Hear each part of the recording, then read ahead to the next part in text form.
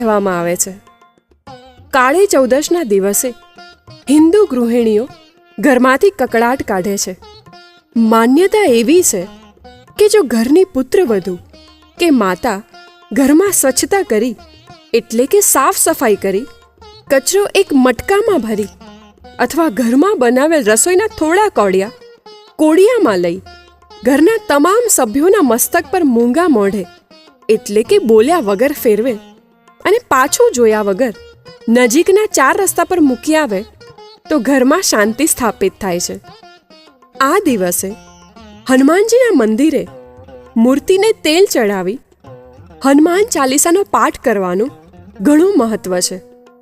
હનુમાનજીની પૂજા અર્ચના કરવાથી ઘરના તમામ વ્યક્તિઓનું આરોગ્ય સ્વસ્થ રહે છે અને તમામ પ્રકારના પાપજીવો એટલે કે ભૂત, પ્રેત આદિથી હનુમાનજી રક્ષા કરે છે.